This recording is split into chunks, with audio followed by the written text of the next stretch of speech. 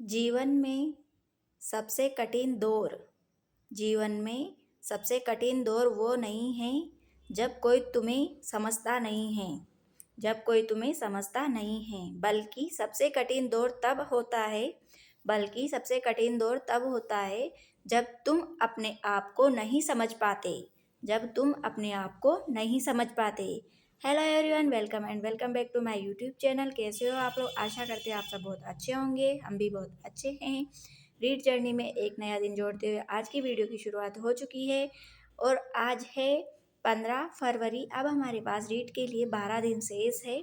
12 दिन में हमें जितना पढ़ना है, जितनी तैयारी करनी है वो हमें करनी है। उसके बाद हमारे 13वां दिन हमारा पेपर होगा। 27 फरवरी को या फिर 28 फरवरी को हमारा पेपर होगा। वह हमें 20-21 तारीख तक हमारा जब एडमिट कार्ड आएगा 7 दिन पहले, तब हमें पता चल जाएगा कि हमारा पेपर कब होगा।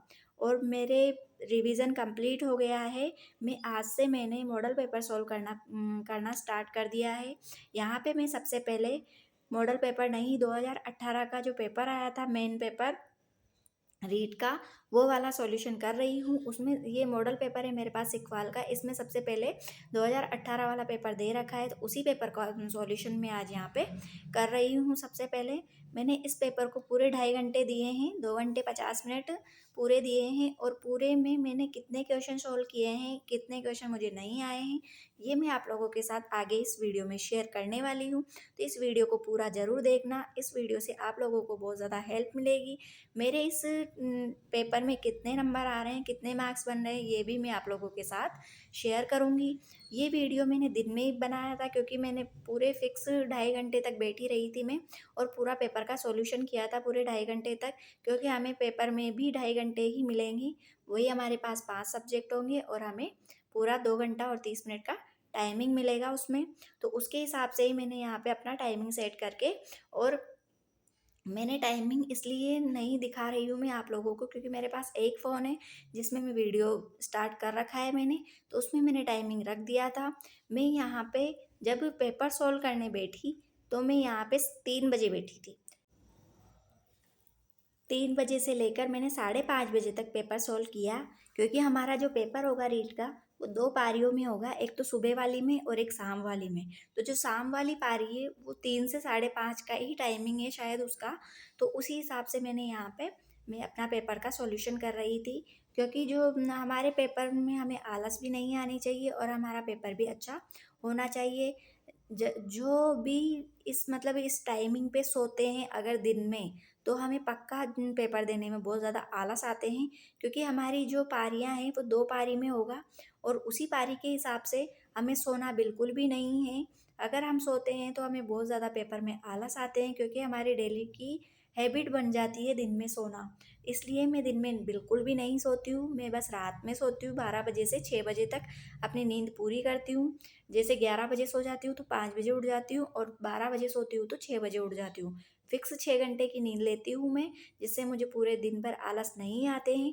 अगर पूरे 6 घंटे की नींद नहीं लेते हैं हम, तो हमें दिन भर आलस आते रहते हैं। इसलिए हमें 6 घंटे की नींद लेना ज़रूरी है।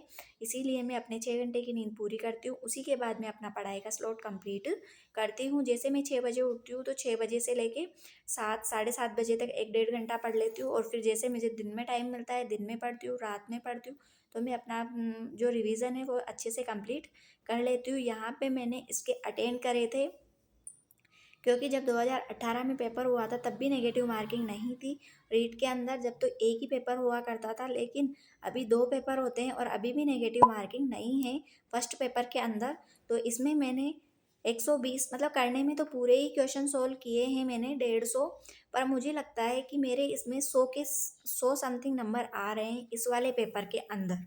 तो ये कम है, ज़्यादा है, ये आप लोगों के हिसाब से डिपेंड करता है। क्योंकि हमारे इस पेपर में 100 नंबर आ रहे हैं तो ज़रूरी नहीं है कि हमारे जो आने वाला पेपर है 27-28 तारीख का, उसमें भी हमारे 100 ही नंबर आए।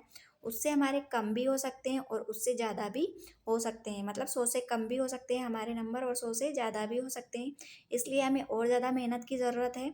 और मैं डेली अब एक एक मॉडल टेस्ट पेपर सोल्व करूँगी। वो आप लोगों के साथ में मैं शेयर करूँगी कि मेरे कितने मार्क्स बन रहे हैं, मुझे और कितनी मेहनत की ज़रूरत है। और आप लोग भी ऐसे ही अपनी प्रैक्टिस कर सकते हो, क्योंकि हमें पेपर सॉल्यूशन करना बहुत ज़्यादा ज़रूरी है। रिवीजन के साथ साथ पेपर सॉल्यूशन करें, जिससे हमें पता चले कि हमारे कितना स्कोर बन रहा है। अगर आप लोग भी ओनली रिवीजन कर रहे हो, तो रिवीजन के साथ साथ पेपर सॉल्यूशन भी करो। मॉडल पेपर कर लो या फिर टेस्ट सीरीज ज्वाइन कर लो किसी की, कुछ भी कहाँ से भी टेस्ट दो, लेकिन अपना आकलन खुद करो, जिससे हमें पता चलता है कि हमारे कितने नंबर आ रहे हैं। तो मेरे इसमें 100 के मतलब 95 से 100 के बीच में इसमें नंबर आ रहे हैं मेरे। और जो मुझे मैथ्स वगैरह के क्वेश्चन नहीं आए हैं, वो मैंने क्वेश्चन छोड़ दिए हैं।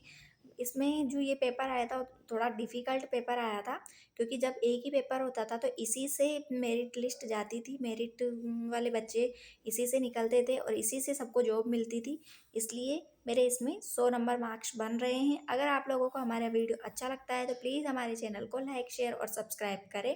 बेल आइकन दबाना ना भूलें, जिससे हमारा वीडियो सबसे पहले आप लोगों तक पहुँचे। मिलते हैं अगले वीडियो में।